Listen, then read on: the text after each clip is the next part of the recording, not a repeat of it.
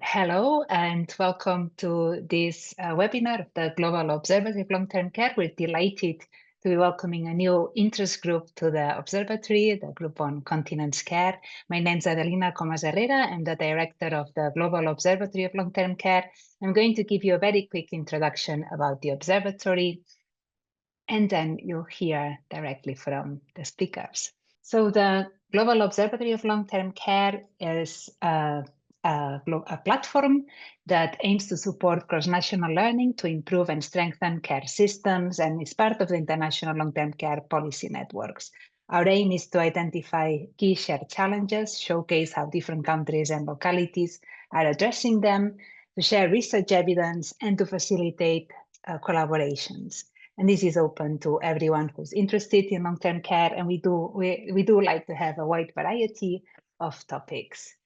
The way the Global Observatory works is that it's powered by people's willingness to share their work and knowledge, and this can happen through publications. So we have country system profiles, we have blogs, and we're developing a collection of methods and topic guides where you can basically get a bit of a start on different topics or how to use different methods. The main motor of the observatory are the interest groups, and what they do is they organize webinars and they share relevant publication and resources. And we're really delighted to have such a great variety of topics covered by the interest groups. We also have a database. It's now got 561 experts on long-term care. They're all listed by country, topics of interest, and the methods that they work with. We also are developing a database of publications on long-term care, one of research projects, and we're also building up a really nice library of the videos of the webinars. And we will be recording today's webinar and add it to that collection. I'm going to tell you a little bit about the next webinars, but this is the one for today on global initiatives on continence care in long-term care, and I'll let Javier introduce the interest group in a moment. The next one is going to be next Monday and is on aging out of place and rethinking aging, place, and policy in terms of change. We'll be covering speakers from a variety of countries. We will then have a very technical one looking at quasi-experimental methods on estimating the costs of informal care. We have one on perinatal mental health and engagement through music. And I think that's all I have for today in terms of the next webinars. And it is my pleasure now to introduce Javier Perez Roch, who has been leading the setup of this interest group on continence care. All yours, Javi. Thank you very much, Adelina. I would like to thank you, Adelina and Nath, for organizing this webinar, and also the speakers. So I'm delighted to start this webinar. I'm going to divide my presentation into two parts. The first one will be introducing the group, the continence care group, and then I will chat a little bit about some initiatives in Brazil and in Spain.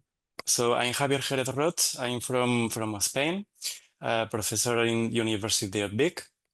So what is the problem? The problem we try to solve is incontinence in long-term care. We know that bladder health is an important aspect for independent functioning. And we also know that urinary incontinence is highly prevalent. It was, I think it was last year, we had a manifesto from important associations regarding incontinence that estimated that more or less between 55 and 60 million people in Europe are affected by this geriatric syndrome. So this problem is very prevalent, and is even more prevalent in nursing homes. So in nursing homes, this prevalence is up to 60, 70, or even 80%, depending on the way you can measure urinary incontinence, the country, and several aspects. We know that the socioeconomic impact is huge. We have societal costs. So, for example, consider the cost of work absenteeism, caregiver burden, so informal caregivers, etc. We also know that the economic burden is huge. For example, 2 out of 3 parts of the economic burden of cancer. This is also data from the manifesto Urge to Act, which you can access in this link. And it is estimated that the situation is not going to improve in the next years because the population, as you might know, is aging quite fast, and especially in Europe. So we expect that this burden will increase by 25%, more or less, in line with the increase of urinary incontinence prevalence. The problem, we know that is also neglected, and it can be seen as a double neglection. From one side, the patients tend to think that is like a normal thing of aging, which we know that is not correct. And on the other hand, usually the professionals or the people, the caregivers, or the people in charge of caring of people with urinary incontinence, they tend to not give so much importance. So we have also this issue. The management of urinary incontinence is frequently limited to absorbent products, so diapers, mainly in nursing homes, and or drugs. So most of people is only treated with these solutions. And we know that we have other solutions that we can discuss in this webinar and maybe in future webinars. We know that also in the last decades, continence care in long-term care, older adults has remained more or less the same. So we don't have huge innovations here. There is few people in the world researching on innovations in this matter, but it's not like so far we don't have like a lot of scalable technologies. So we are still trying to develop them. And also we know that research points out deficiencies in education. So professionals tend to express that they lack correct knowledge or more knowledge on this geriatric syndrome. We lack more awareness, attitudes from the residents and also from the nursing home staff. So I can see we have several issues, and this is why we are here trying to solve this situation, or at least contribute as much. So which are the main aims of this GOLTC interest group? The main one is promoting continence care in long-term care to enhance people's dignity and well-being. Sometimes battling this geriatric syndrome is like a big challenge, but and sometimes it's more like considering dignity, considering the best absorbent products, considering the relatives. So yeah. And also the second objective is to exchange knowledge. So the objective here is also to put in contact all the people, stakeholders, academics, researchers, other adults, if possible, so we can share knowledge and promote networking for this matter. Bill Gibson from Canada, Marilyn Balbenboges-Pomfret from the Netherlands, but quite international, different countries related. And then Thomas Michalek from the World Federation of Incontinence and Pelvic Problems. Yeah, so quite international group. About the webinars, we are supposed to do between 3 and 4 per year. So the idea is that they are open, they are recorded, so everyone is happy to join.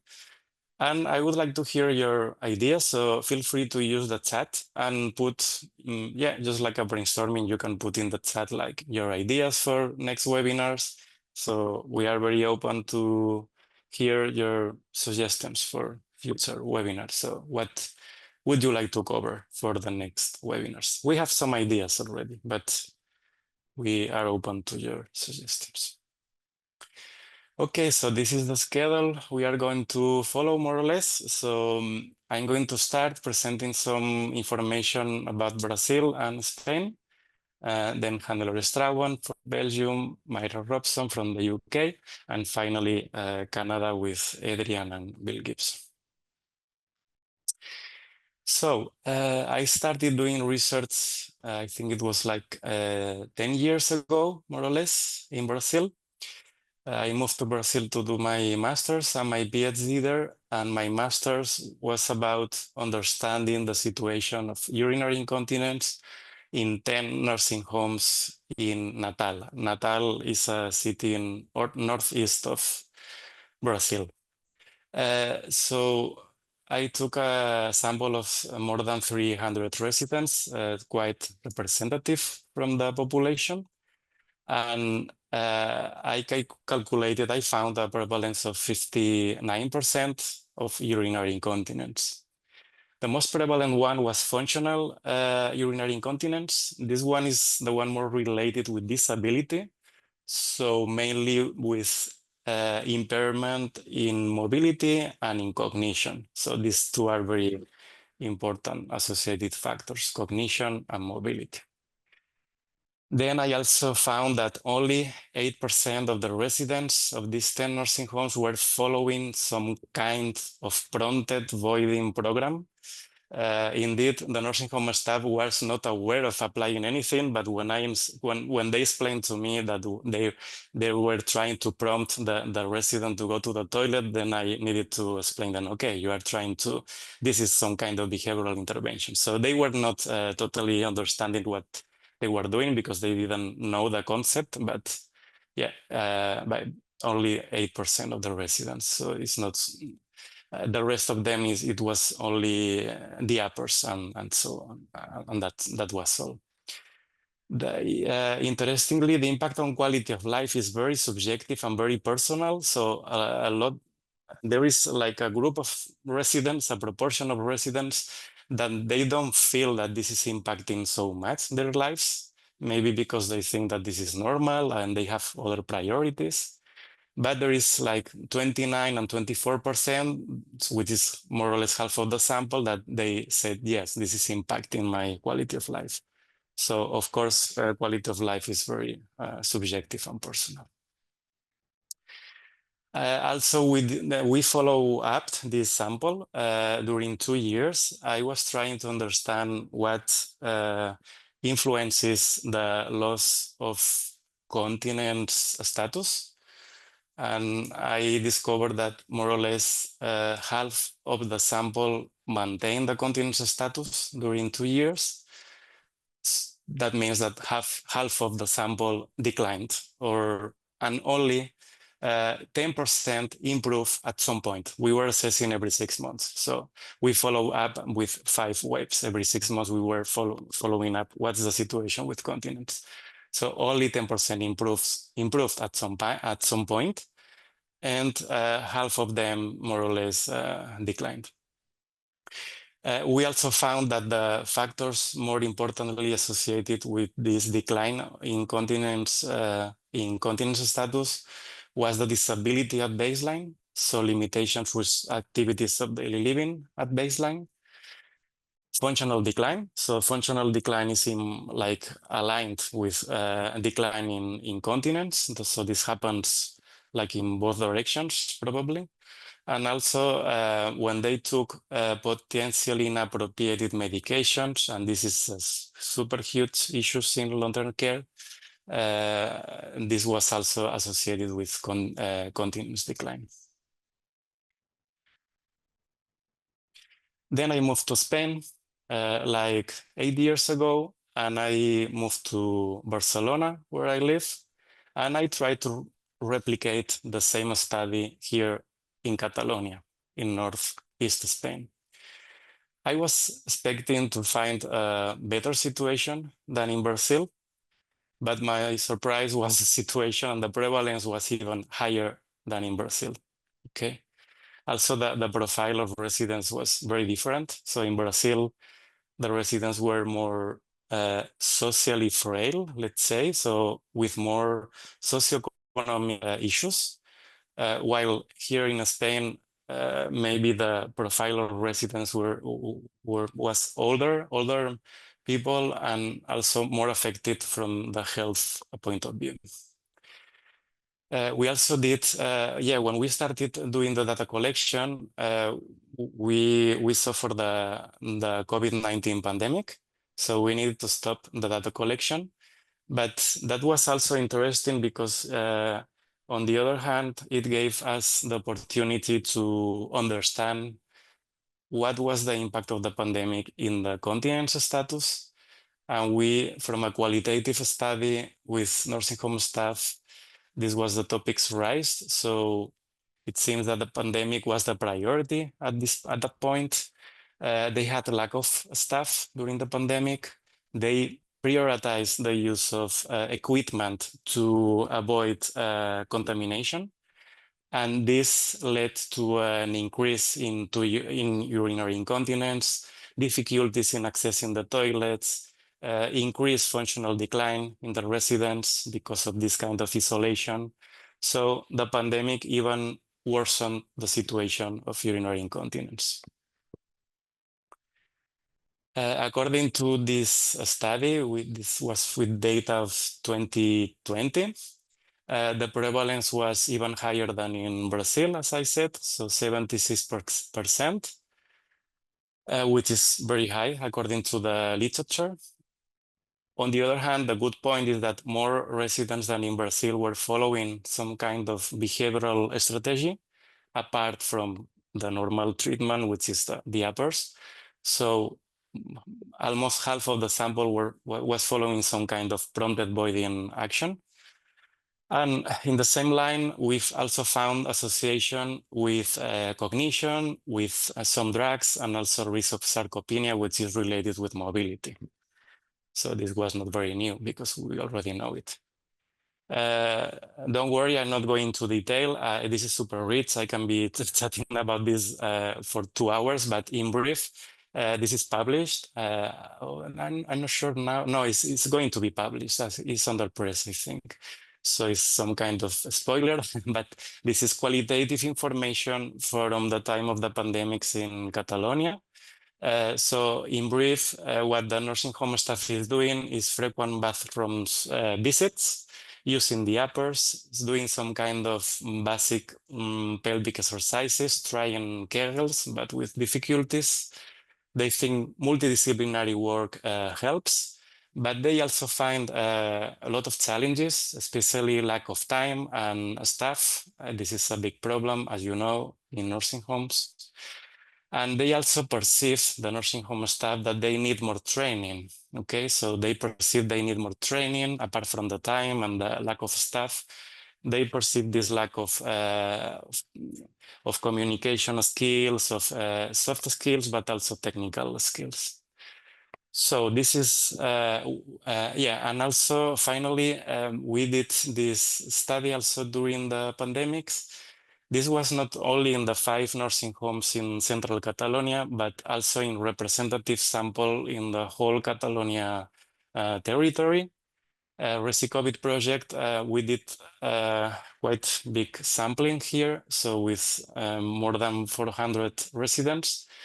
And interestingly, the prevalence was almost the same as we found in central Catalonia. So this is in line, 3 out of 4 residents suffered from some kind of incontinence, and almost half of the sample suffering from double incontinence, so fecal plus bladder incontinence. Interestingly, too, we asked the nursing home staff, which are the topics you think are more affected by the quality of care? So what aspect of care do you think is failing more or is less developed?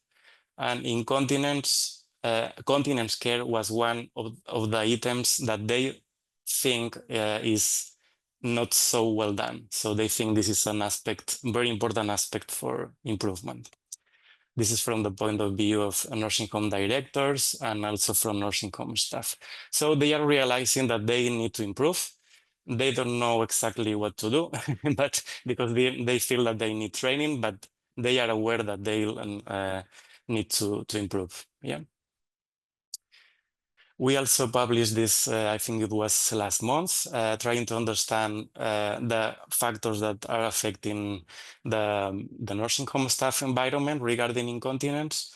And despite institutional factors like nursing home staff, the staffing ratios, etc., we know that they are very important.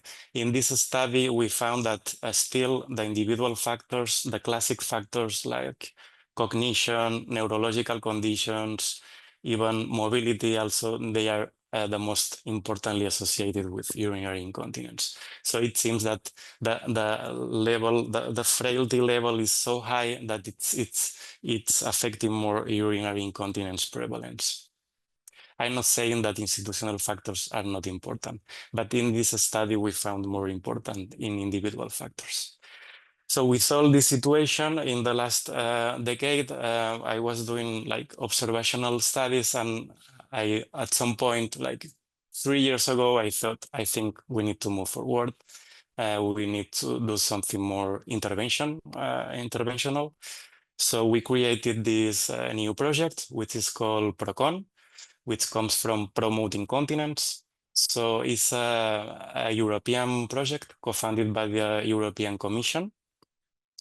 We started this project last year. This is the budget, so it seems quite big, but at the end of the story, it's a lot of work to do during 3 years. So it's some kind of Alliances for Innovation call. So we have several countries from mainly Spain, Belgium, Italy, Finland, and Canada. So it's like a big consortium with academic partners, but also nursing homes and different types of organizations. I think I'm running out more or less some time. No, I think I'm on 2 more minutes. I think I'm finishing. So the aim of PROCON is trying to foster innovation in nursing homes, specifically in the promotion of continence care in nursing homes. So we have different objectives. We are very close to release the webpage, so we can share it with you at some point. But this is the whole picture. So we have several work packages. What we want to do mainly is training. So we want to improve the training in the nursing home staff, but also students. So work package 3 here is quite important because we want to develop, co-create with nursing home staff, students, etc. We want to co-create a course on continence care in nursing homes. Also, other course about resilience and flexible work practices. And a third course about how to promote innovation and entrepreneurship in the healthcare sector. Also, we are trying to test some kind of technology to understand human movement related to urinary incontinence with some sensors of movement.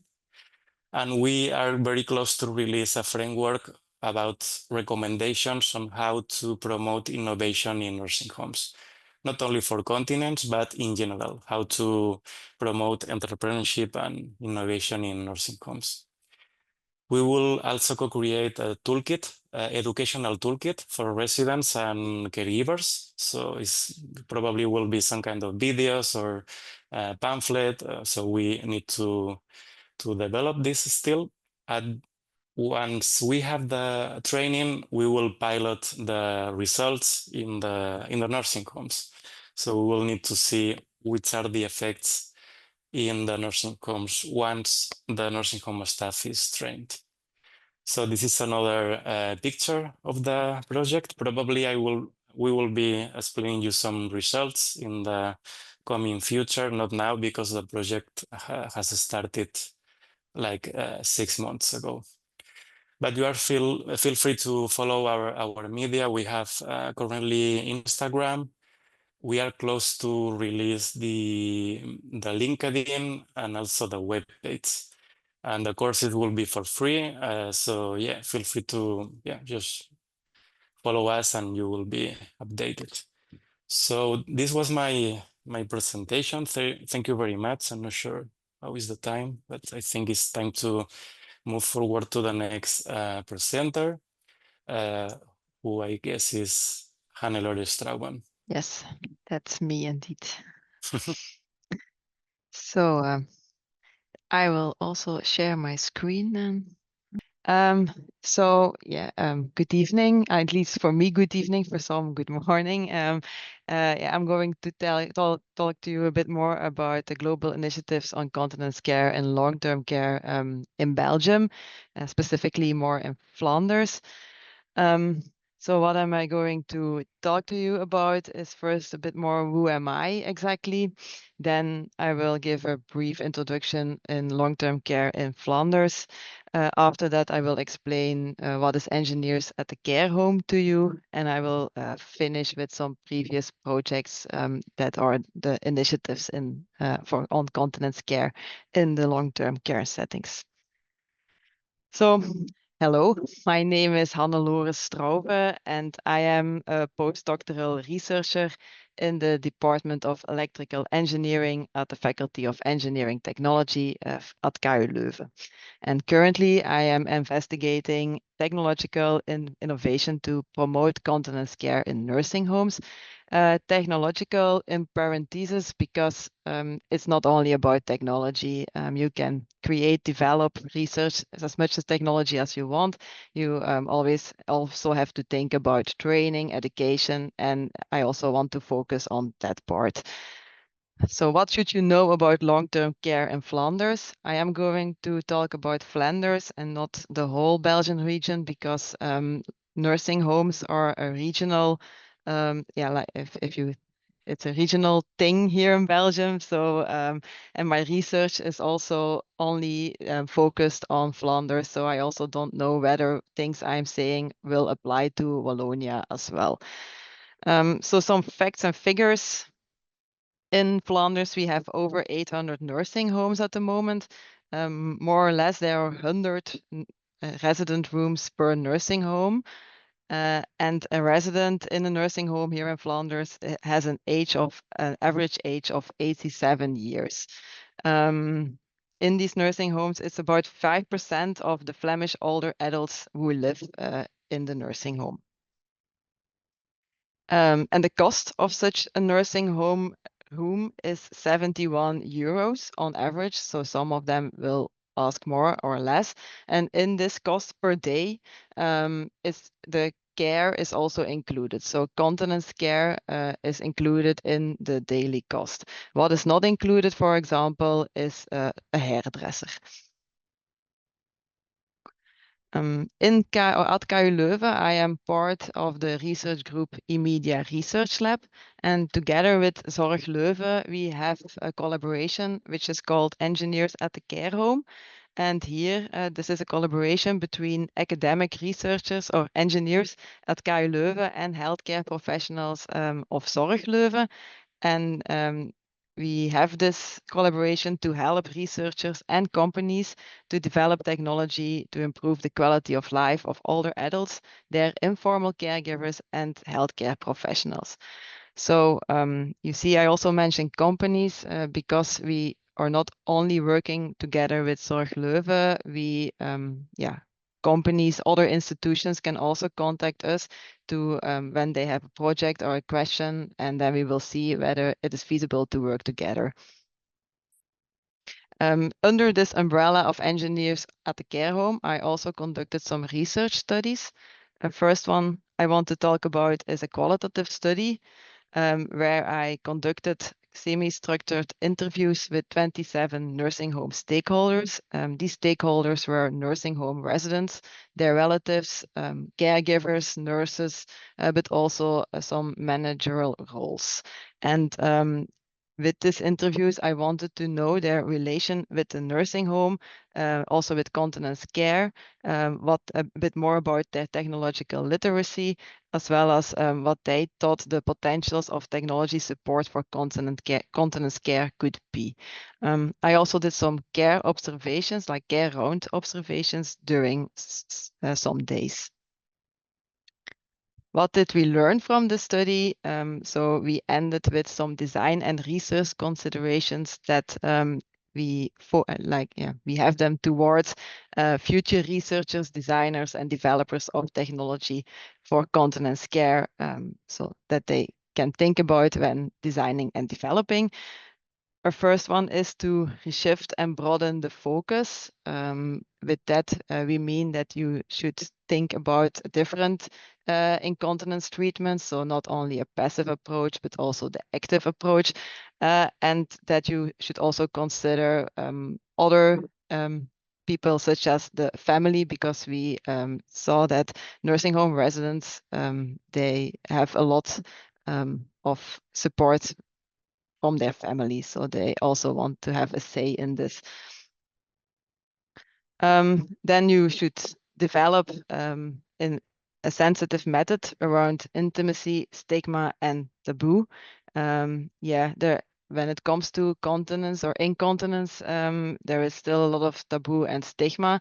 It is an aspect of intimacy, so it should be acknowledged not only for the residents, but also for their carers. And the last one was to employ methods that embrace a social technical perspective. Here we mean that you should look into the role of technology in a broader context. So look to the interaction between people and technology in their workplace or in a resident room. A second study was an experimental study where we evaluated an ambient sensor technology through a data collection. So this first prototype was also set up in a nursing home of Zorg Leuven. And from the design considerations in a previous study, we made this ambient sensor technology because we think such a technology should be unobtrusive, meaning that it should not hinder the resident, but also not the caregiver in their routines. It should also be discreet. As you can recall, it's something, there's a lot of stigma, there is taboo. You do not want to have a device that screams that somebody has or suffers from incontinence. And it should be compatible, meaning that it should be compatible with technology that is already present, but it should also be compatible with different types of urinary incontinence treatment. Instead of giving you an explanation of the results, we were actually lucky to make a project video, because after the study in Zorg Leuven, we could go further with this research in a research project called Discrete, with also other nursing homes, and we could create a movie. So I'm going to show you this movie now. It's about 3 minutes, and it will explain the project as well as what the outcome was. There should also be sound. Yes. Okay, thank you. Binnen de woonzorgcentra heeft ongeveer de helft van de bewoners last van incontinentieproblematiek. Dit kan eigenlijk leiden tot erg oncomfortabele situaties voor de bewoners, maar heel belangrijk toch ook voor een overlast voor het verpleegkundige personeel. Zeker tijdens de nacht kan het tot 70% van de tijd van de verpleegkundigen in beslag nemen. In het Discrete-project was het eigenlijk de bedoeling om de verpleegkundige te ondersteunen in haar zorgtaken door een systeem te ontwikkelen die residentspecifieke aanbevelingen maakt. Om dit te realiseren was het noodzakelijk om de data van 3 databronnen te ontsluiten. Ten eerste data van een slim bed uitgerust met sensoren. Ten tweede ook de data gelinkt in een verpleegoproepsysteem waarin de redenen en de acties horende bij de oproep worden bijgehouden. En tot slot ook de informatie uit het zorgdossier die heel specifieke info omvat omtrent de zorgtegraad en het profiel van de bewoner. Discrete is een 2-jarig collaboratief onderzoeksproject waarbij verschillende industriële partners nauw samenwerken met onderzoeksinstellingen en heel belangrijk ook voor dit project met partners uit de zorg. Binnen het IMEC-ICON Discrete-project werkten 3 onderzoeksgroepen van de KU Leuven samen. Om de noden van de gebruikers volledig in kaart te kunnen brengen, hebben de onderzoekers ook meegelopen met het zorgpersoneel in de woonzorgcentra. We hebben in dit project met alle partners samen een slim discreet bed ontwikkeld om bewoners op een niet-invasieve manier te kunnen opvolgen. Er is een module die rechtstreeks is geconnecteerd met Taxable Wisby. Dit is een slimme sensormat die zowel aanwezigheid als lekkage kan detecteren. Via Bluetooth wordt de data van Taxable Wisby naar de bedhub doorgestuurd. Zowel de sensoren als de bedhub worden op een veilige en eenvoudige manier gekoppeld met de kamerpost via een smartphone-applicatie. Dankzij een gebruiksvriendelijke applicatie kan het zorgpersoneel op een heel eenvoudige manier annotaties maken, waardoor er steeds meer informatie verzameld wordt van de bewoners in aanvulling met sensordata. Daarnaast krijgt elke verpleegoproep nog zijn prioriteit toegewezen op basis van het profiel en de geschiedenis van de gebruiker. Deze oproepen kunnen dan weergegeven worden in het zorgdossier, extra annotaties kunnen gemaakt worden die automatisch opgeslagen worden of weergegeven worden op een intuïtief dashboard.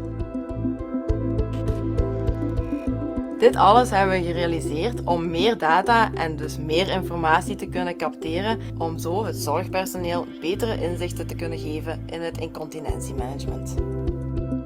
Discreet was een succesvol project, dankzij de goede samenwerking tussen de partners. We hebben ook bijzonder veel geleerd.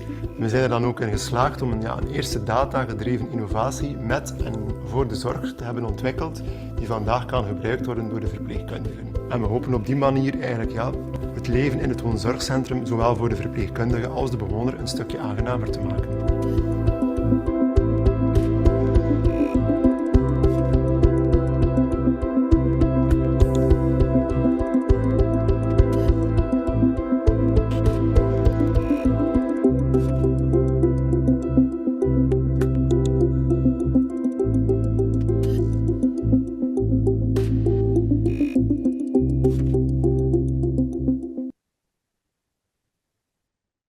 Okay, and so I want to close my presentation with some contact information. If you want to have a chat with me about my research, but if you have an idea of collaboration for engineers at the care home, please feel free to contact me, and I'm always happy to have this conversation.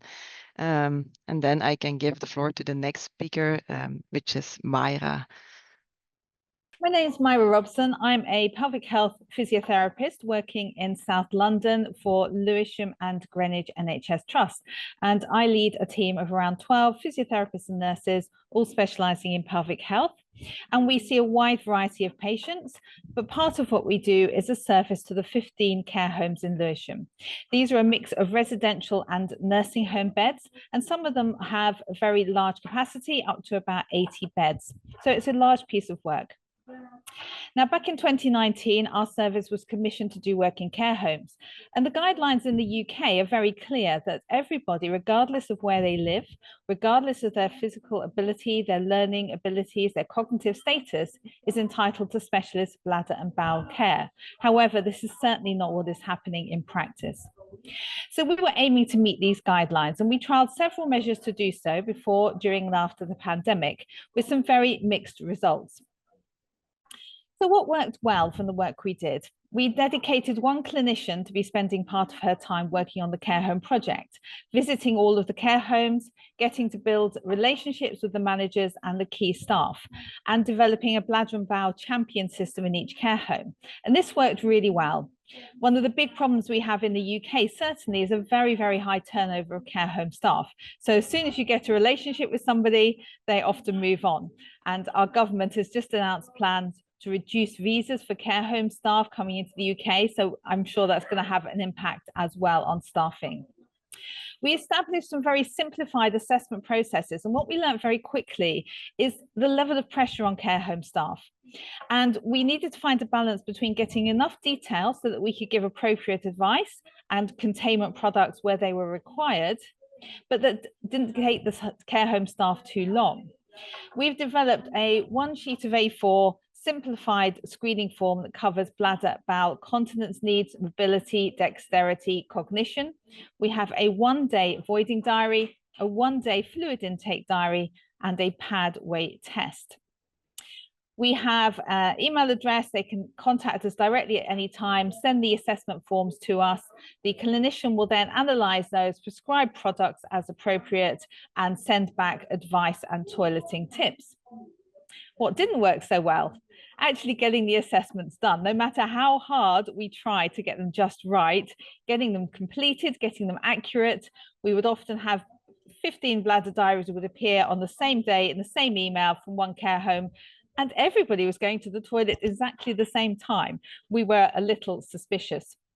But as I say, we know that training is really hard for the staff. We know there's time constraints, for example. We wanted to try and set up training for a group of care home staff across the Lewisham area, and we were discouraged from doing so because it was found that care home managers found that to be challenging, as staff would discuss jobs in other care homes and people would lose staff. So we were discouraged from getting everybody together. We set up weekly newsletters and training tips, kept them very simple, very graphic, enough that you could take in the information in a couple of minutes to acknowledge the time constraints. Often they weren't being put up on the notice board, shared with staff, or opened. And we noticed that the plans we were setting out just weren't being embedded into practice. So just over a year ago, we proposed a project to see how continent we could get one care home and to find out firsthand on the floor what were the barriers in doing so. We chose a large care home that was a mix of residential and nursing home beds and also a mix of ages, called Pear Tree Care Home, and so it's been called the Pear Tree Project. Now, we were hoping to get a good baseline measure of the patients, the residents in the care homes, including their continence status, their mobility, any adverse events, the use on containment products, urine infections, and so on. And we were hoping to see that we would impact both containment product use and costs, and also their quality of life, adverse events, and the quality of life of the staff as well. So we set out with a great plan for this, and we managed to secure funding to employ a healthcare assistant in the team for a 10-month period. The care home were really keen to get involved with this, and we started last April. Now, recruiting in the NHS takes a while, so started in April and actually got somebody in post in August. She was only in post for a couple of months before we realised that our plan needed to change. So we'd started collecting the baseline data, and we were then planning to have a series of micro-interventions that we would take on with a few patients at a time, few residents at a time, such as decaffeinated drinks, timed toileting, prompts to void, improved signage, and so on. And then audit that and see what worked and see what the barriers were. But very quickly, we realized that the good work we thought was happening was just not happening at all. The problems were much greater than we had anticipated, and we thought we were fairly on the ball. The staff were really struggling to complete the assessments, partly because nobody really believed in them. They didn't really believe that continence was a thing you could aspire to for most care home residents. And that expectation that older age leads to incontinence, leads to pad use, is very, very deeply ingrained. We found that many simple strategies were missing, and this particular care home is one that sort of part belongs to a very well-known private company in the UK. So we were expecting to have relatively easy time starting with them, but there weren't toilet signs on the doors. Many of the residents with dementia have ensuite rooms, and they have two beautiful white polished painted doors. One is the bathroom and one is the wardrobe, and there were no signs on them. So that's not going to help these residents. We also found huge problems with the distribution of products. So we prescribed products for each resident depending on their needs, so different absorbencies, different styles, different sizes. They weren't being distributed or used correctly, and we were finding a lot of residents in incorrect or unsuitable products. So what did we do? We got permission from the funding body to change the plan of the project, and we decided to effectively do a big spring clean.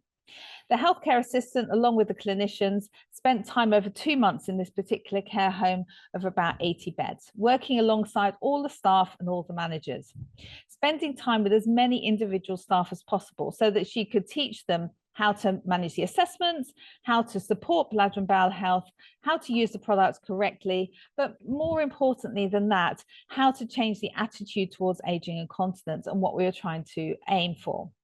Built some really good working relationships, had a few hurdles along the way, as you can imagine, but overcame those, sometimes with chocolate, sometimes with being firm, all kinds of methods were used. We got the product company representatives to come in order to train the staff on how to use the products correctly, which can make a huge difference to their success. We got the company to put toilet signs on every single door. We put labels inside every wardrobe to detail the containment products that that resident needed, folders for every resident with all of the details on their bladder bowel needs and their products, and also trained the champions how to manage the product deliveries when they arrived to make sure that the right products went to the right person. And as a side effect of that, we've discovered lots of flaws in how products are delivered, in the accuracy of the orders, even though they're from the NHS supply chain. So you would expect that to be fairly faultless.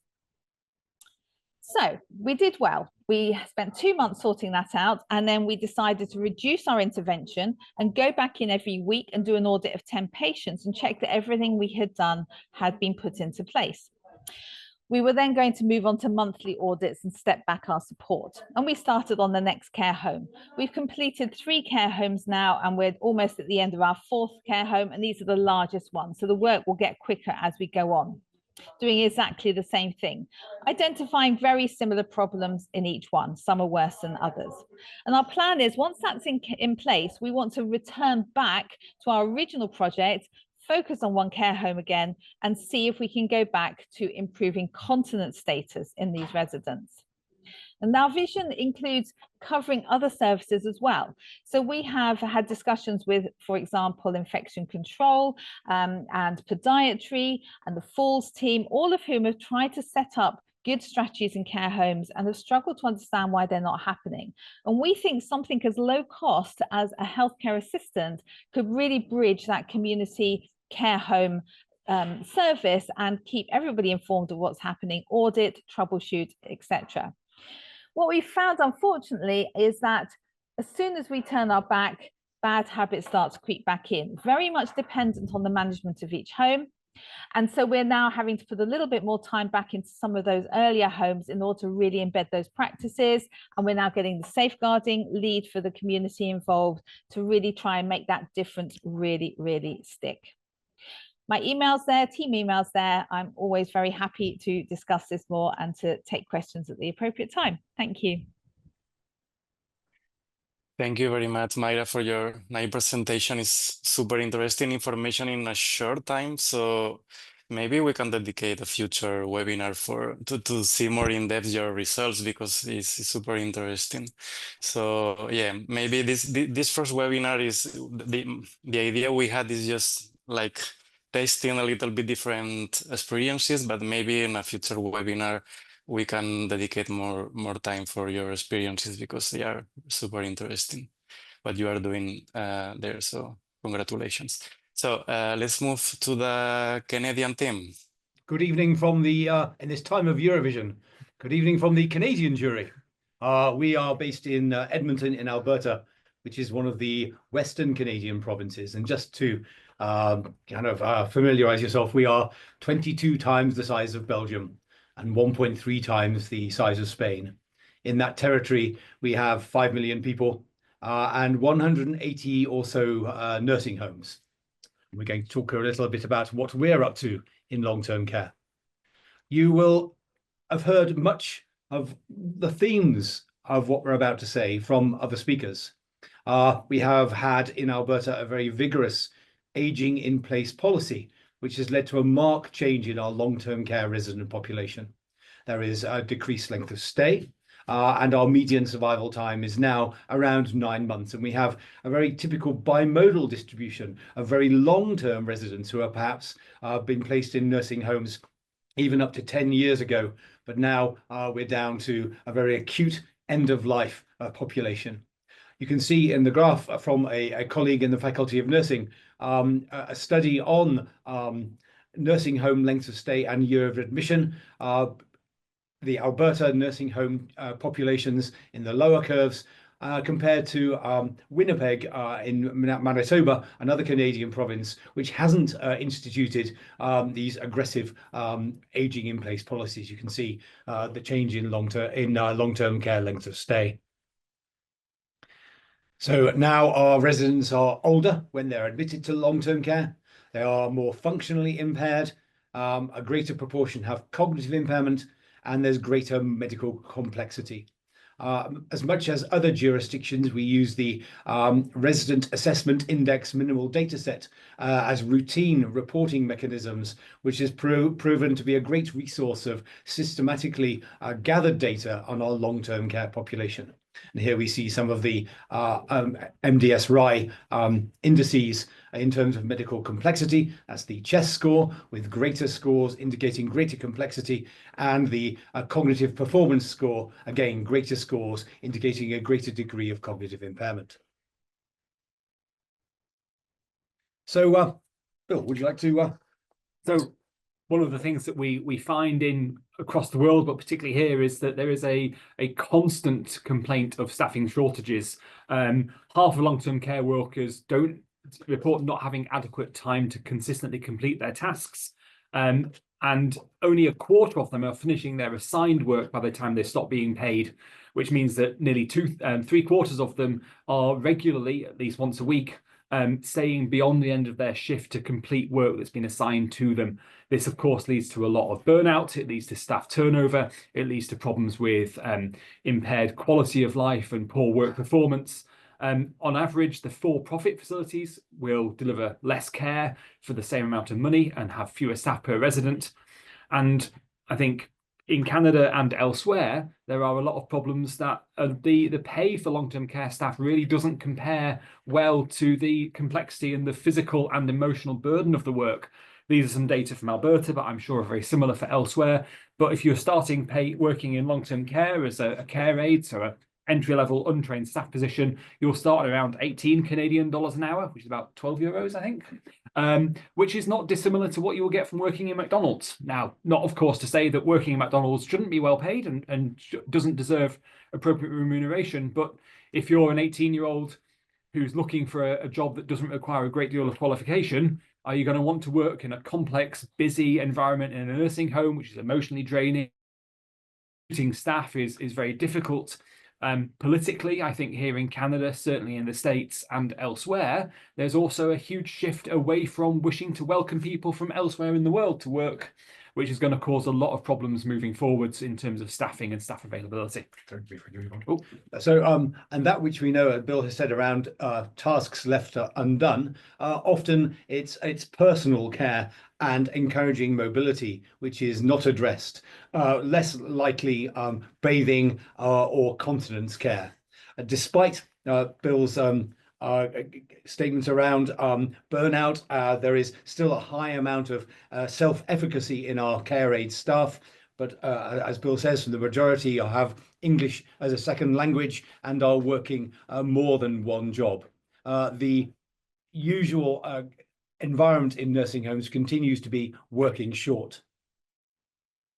So what we do know, intriguingly, as much as Javier has said, that the reported prevalence of incontinence in nursing homes remains high, and depending on report, varies between 60 and 90% of all residents. Bill mentioned around our private for-profit homes, and we know from North American data that the quality of care provided in private for-profit homes is less than that in our public system. We also know that a dementia diagnosis is associated with a more rapid decline in both bladder and bowel incontinence than for those residents without a dementia diagnosis. And on the right of the slide here is the bladder and bowel incontinence decline from the MDS-RI by dementia diagnosis at admission, data from 5,000 residents in our translating research in long-term care. Myra mentioned around behaviours and care. We know that often our care staff assume that residents will become incontinent simply because they now reside in a care home. Do you want to take the next one? As Adrian said, the population living in long-term care is changing. As the population ages, we're taking the most complex into facilities. But the vast majority of the data that we have around interventions for residents in long-term care comes from work done 20, 30 years ago now in the 90s. We know that continence and continence care is a complex thing. There are individual factors, there are staff factors, there are institutional factors, all of which work together, sometimes work against each other to lead to continence promotion or incontinence promotion. And therefore, the interventions that we need are often going to be complex and multifaceted.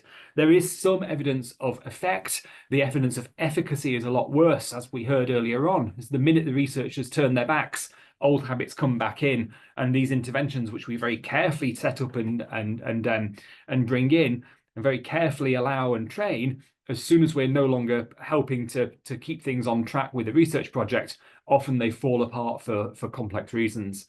The commonest intervention for continence is check and change, where someone is just put in a pad or a diaper, whether or not that's appropriate, and is just left until they are checked on 4 hours later.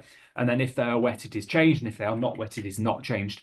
There's also the idea that we set up these toileting schedules, but then we also heard bladder diaries are all suspiciously identical. The toileting schedule that we plan for the patient may well not be what is actually being delivered in real life. And I think in some of our recent qualitative work, what's referred to as a toileting schedule is actually taking the resident into the washroom and checking their diaper and changing it, and nothing to do with the kind of behavioural change techniques that we hope to employ. Although, fair to say that the majority of the residents may not be appropriate for those kind of schedules. So we've done a bit of work on looking at technology.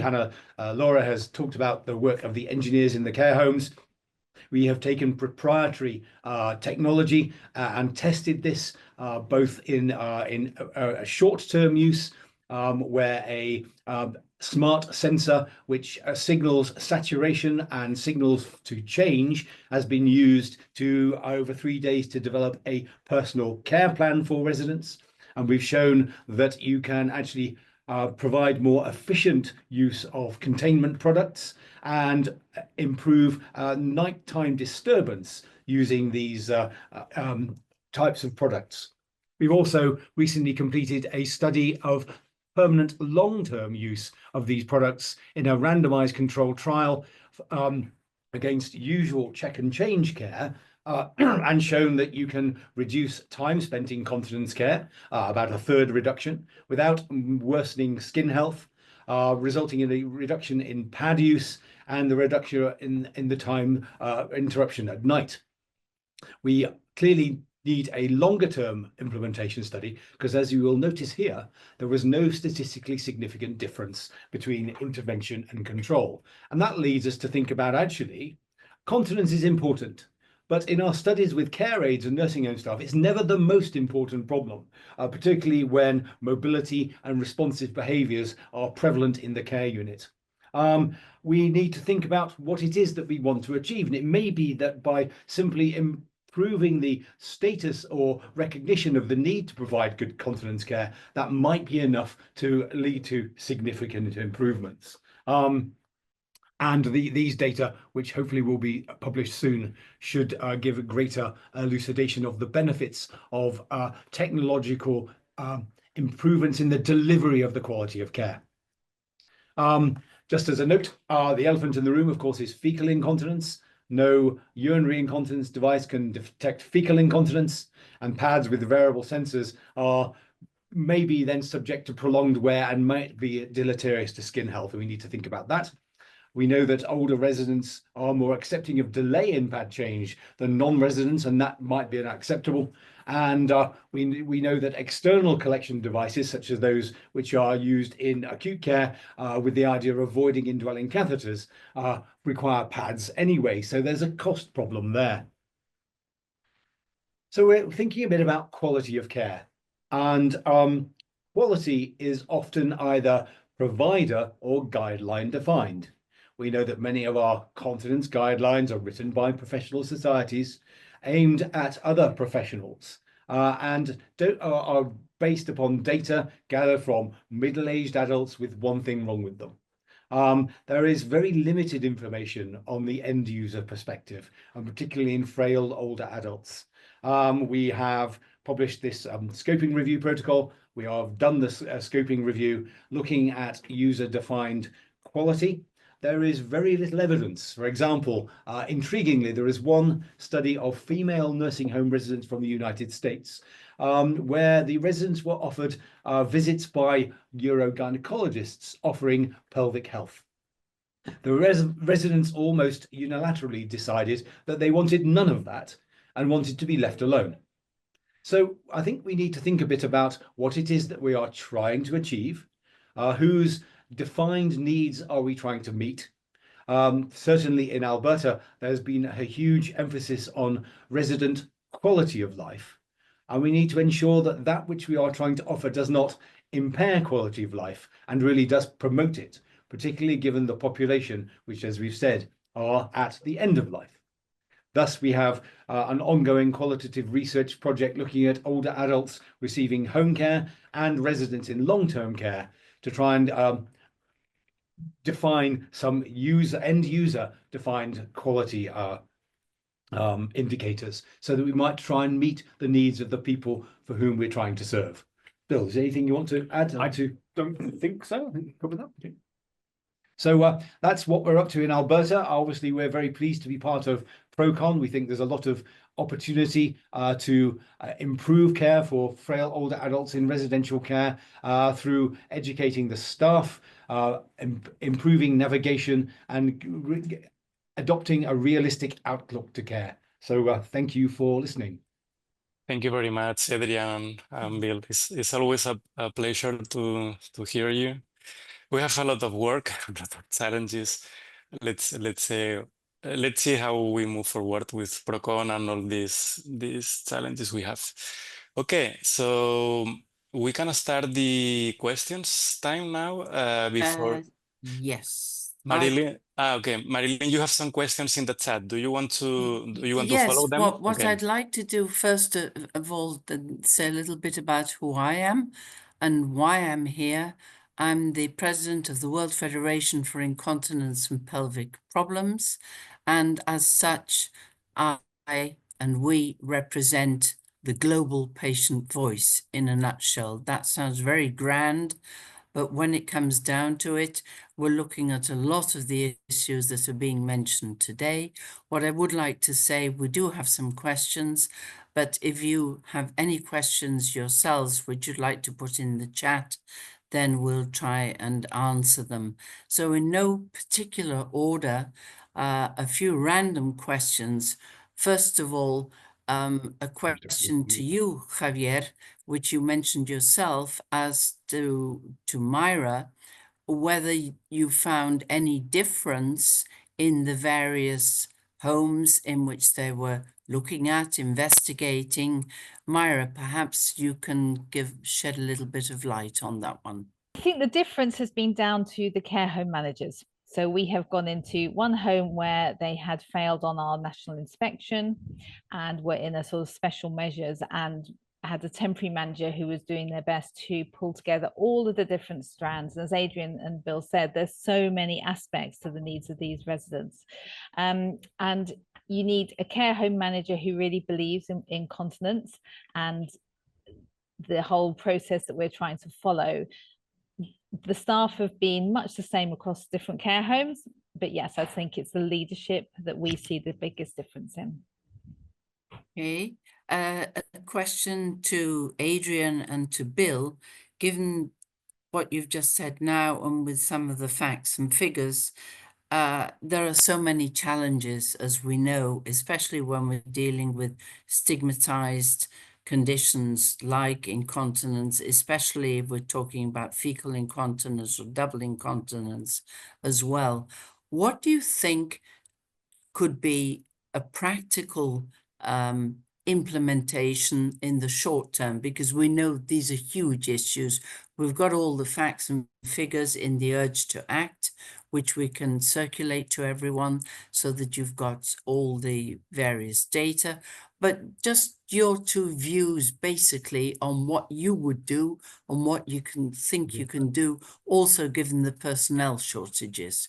It's a huge question, I know. I'm putting you on the spot. It is a huge question, and in one way it's got a fairly simple answer, which is not very much, because we've heard from Myra's data and a lot of experience that these are massive issues, and there is a really ingrained cultural problem from both managers, from staff, and from individuals and from service users, that when you are old and in a care home, you are going to be incontinent and there is nothing we can do about it. So just wear a pad and put up with it.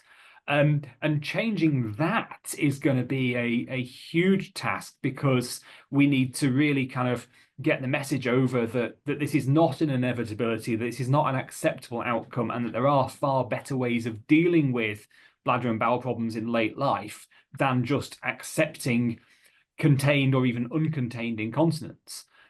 We know that culture will trump any kind of policy constantly. So changing the culture in long-term care, changing the expectation of people in long-term care is going to be very important.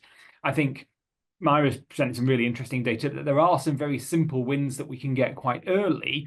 Things like signposting toilets, making sure that we're not hiding bathrooms away. We're not just, you know, kind of putting things in a corner or expecting people to use commodes, but having, you know, just going around with some paper with a friendly toilet sign and sticking it on with some blue tack. It takes 10 minutes, but can have big things. There's some ancient data now, I can't pull it in, but things like having a high contrast toilet seat. So rather than having white floor, white toilet, white seat, white loo roll, having a black seat on your toilet can improve your continence in care homes, because people can physically see and find it. So there are some quick wins, but the vast majority of the work is going to be a big cultural shift.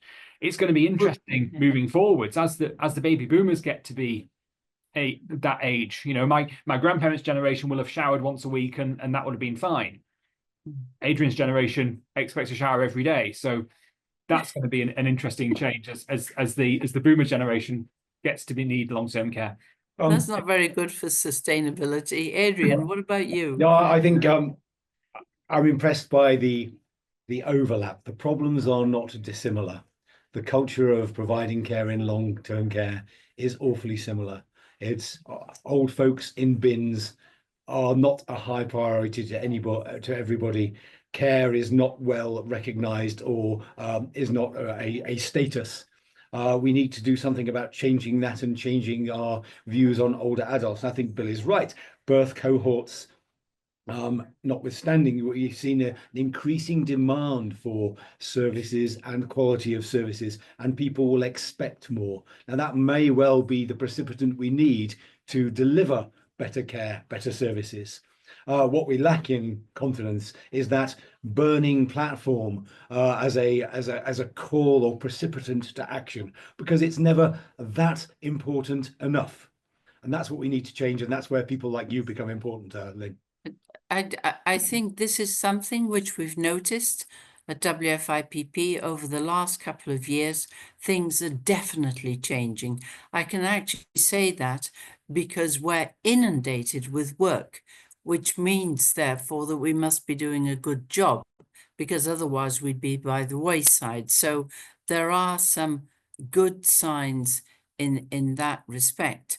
I'm going to come to Hannah-Laura for the moment, because you did mention something about technology and working with technology. How do you see, and what quick fixes, because we know this is a long-term situation, what can we actually do and what can we advocate to maybe bring about some of these changes we're talking about today?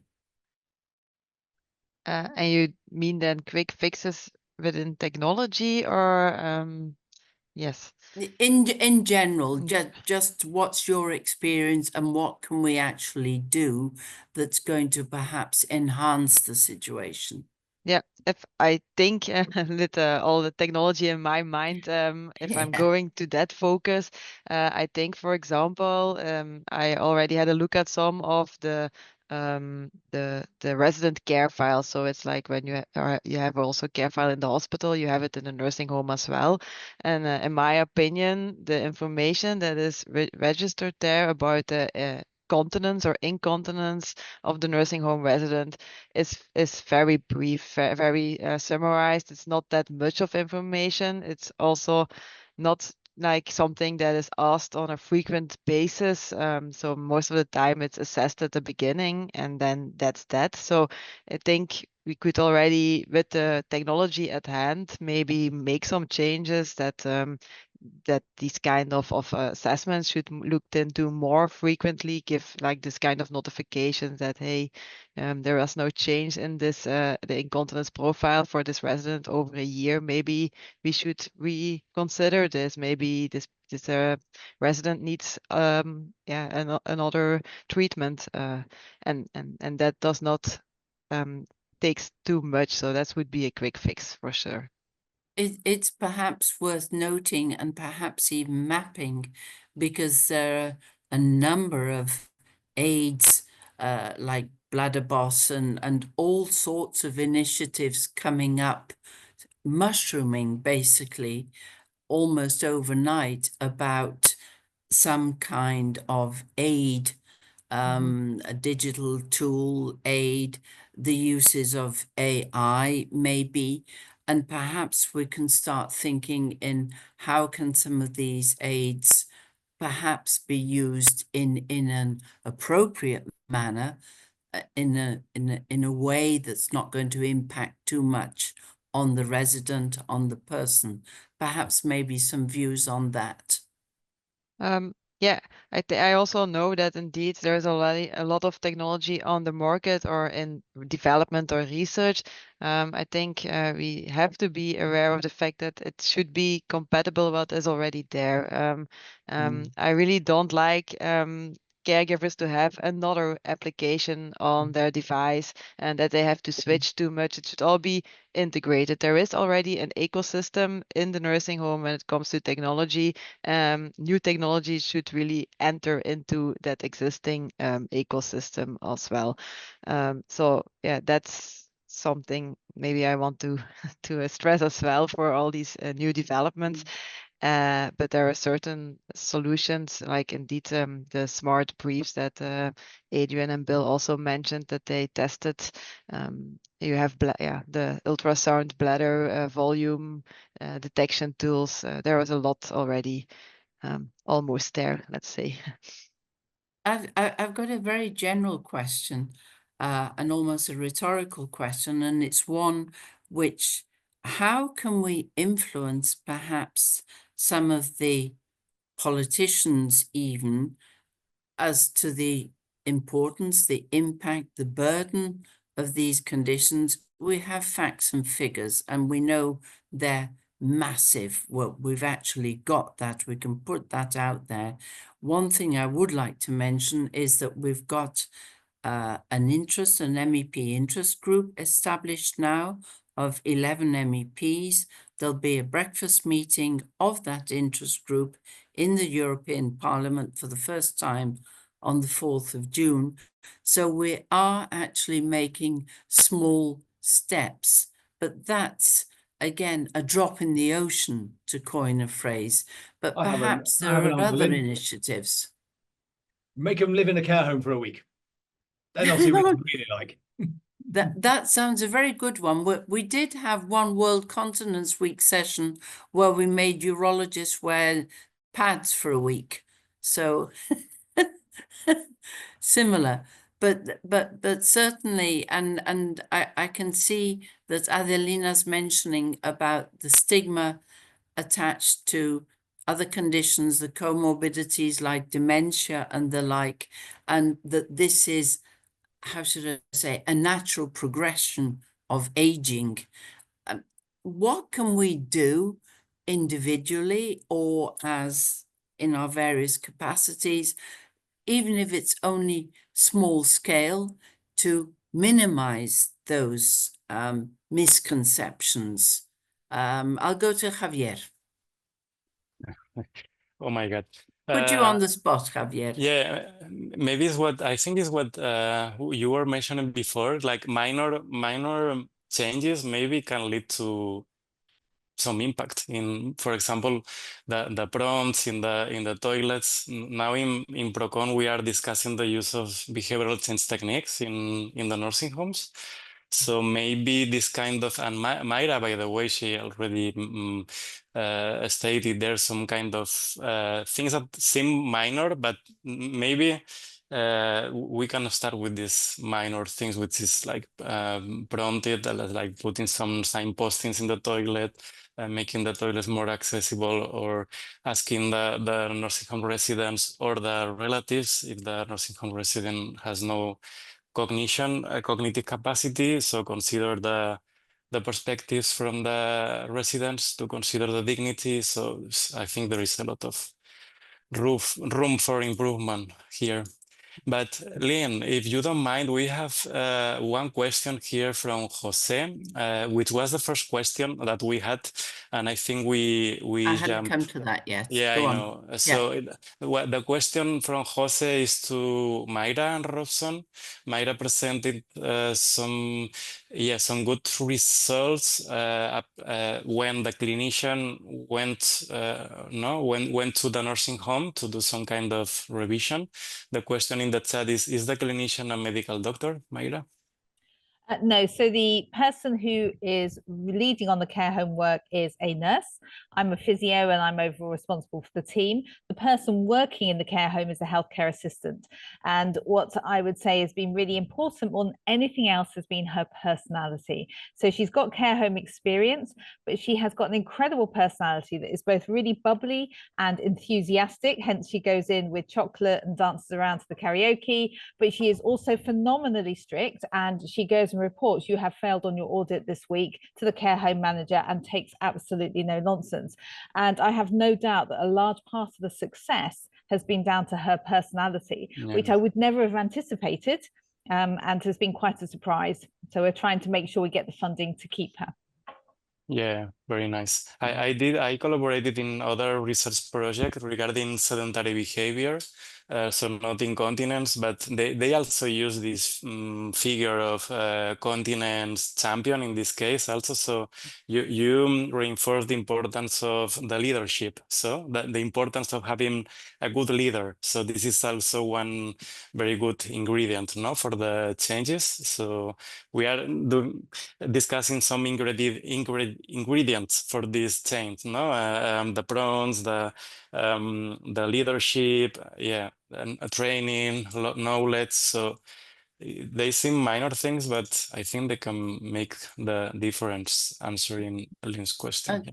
I would say that what is important is to bring all these aspects together, because separately, of course, you can't really do very much. But if you bring all these various initiatives and actually try and collate them and see what's doable in your situation, then I think that comes a long way. And one of the things that we're doing, we're working very closely with the scientific societies like the EAU, the ICS, and so on. We have a PROM study starting in May on overactive bladder. We have the patient decision aid now on overactive bladder. The one on fecal incontinence will be produced in the next couple of weeks. And it's these kind of aids and tools, I think, which are very useful for the various professionals. And that sort of can trickle through, if you like, to the various nursing homes when we get to trainings and the like. I think that really is key. And the other thing that's key is, of course, any influencers we can get. We know the power of social media. We know that young people are very expectant of solutions. And perhaps we can start thinking how we can best engage the various populations and what their needs are. One of them, I would say, too, are lifestyle changes. We're all talking about obesity these days. I think you mentioned it, Adrian, en passant. But these things have a huge impact on continence issues. So perhaps maybe you, Adrian, could give some light on that.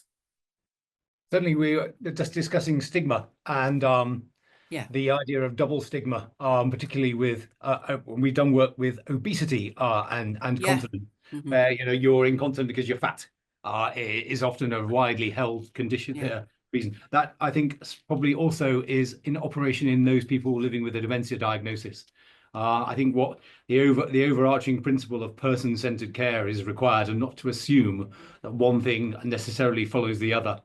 We do have data on stigma, obviously, in incontinence, largely as a below-the-belt condition. But our recent epidemiological study in Canada, about now 2, 3, 4 years ago, suggests that in younger age groups that stigma is reduced, and that may well be because the industry is putting folks, learning beach volleyball wearing a pad, learning how to play the piano wearing a pad, become a little bit more talked about.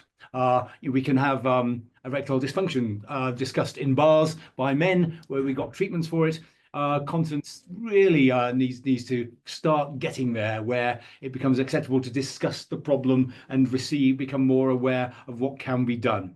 There's also the issue that for a lot of people, incontinence is not their only issue. They'll be living with multiple sclerosis or Parkinson's, and a lot of the support networks that they have are based on their main disease. So they'll go to the Multiple Sclerosis Society for their support, who perhaps aren't as clued up on continence as others. So, and we found, the Canadian Continence Foundation, for example, we're not getting a lot of questions from people who have incontinence because of another condition, because they go to their main disease people for advice and perhaps aren't getting the appropriate support for continence. There's also, funding and public attention follows noise, and very few people are going to appear on television and say, I'm living with incontinence. Whereas, breast cancer, for example, there's ribbons all over the place, and people run marathons and say, hey, I'm raising money for breast cancer because I have breast cancer.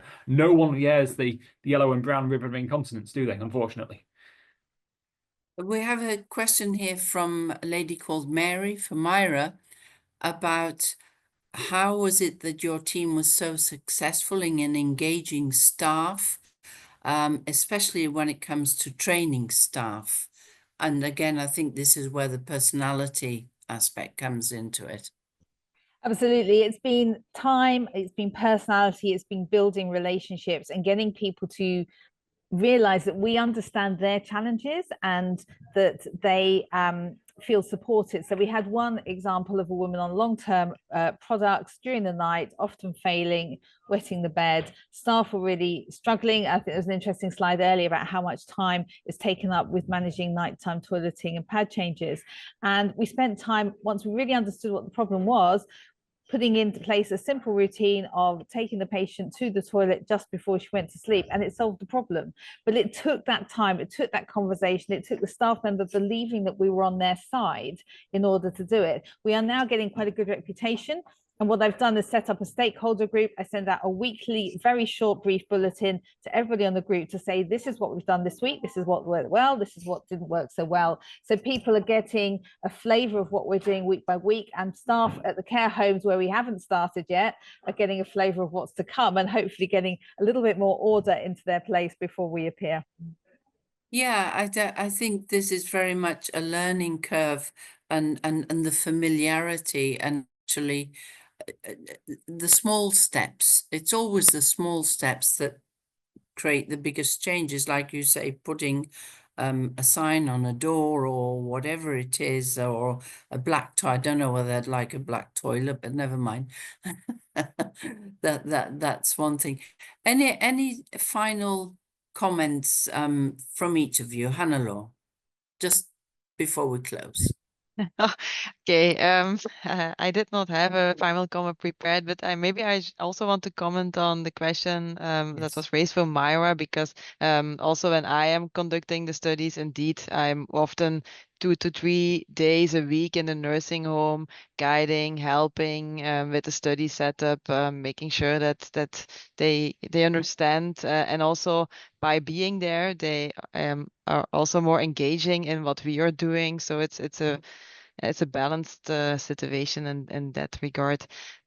So that be my final comment, I would say. Myra? think expose more people to what happens in care homes. I think I liked Adrian's idea of making somebody live in a care home. We recently had a physiotherapy student on placement, and she spent a week working with the team doing the care home work and absolutely loved it, and just had no idea that all of this went on and what the care home was like. So let's get our staff, our students out to visit these care homes and understand what actually happens in them. Yeah, and get the doctors to spend a week in the care homes. I like that one, Adrian. I think we'll definitely put that one forward. So, Bill, what about you? Yeah, I think there's an awful lot to do, isn't there? We know that this is a huge problem. We know that it's a very underdeveloped and under-talked about problem. I think getting the word out there and being proactive and not accepting poor care, and like Mara says, not having people who are not afraid to say, actually, you know, this resident's been soaping wet for half an hour and that's not acceptable, would be, you know, we will have to upset some people. Luckily, Adrian and I are very good at that, so we're more than happy to. Adrian. I think which is why we've been exiled to Canada. But I think you can hide in the forest. Absolutely. A good recognition of that which we are setting out to achieve and why. I think the overarching paradigm of dignity preserving person-centered care is one for which we should strive. And I think we get great alliance with our care home staff, regardless of them being regulated or unregulated, in achieving that, and not accepting that which we put up with or accept at the moment would be important. And Anna saying here just how important it is to break the stigma and taboo. This is something we've been doing for the last 20 years. Things are improving and people are more willing to talk about whether, I mean, here they're talking about erectile dysfunction all the time, several sessions here in Valencia, and it's fine. It's common knowledge and it's not a problem. The last word goes to you, Javier. I just want to say thank you. I love the webinar. So thank you very much for all the speakers. It went very well, and I think it was super interesting. And yeah, thank you very much. And thank you, Adelina, for hosting it. Yeah, I was going to say this is a great example of the kind of webinar that we want to host and the kind of exchange that we were hoping to welcome through the platform. So thank you so much, and looking forward to hearing you for the next one. All the best.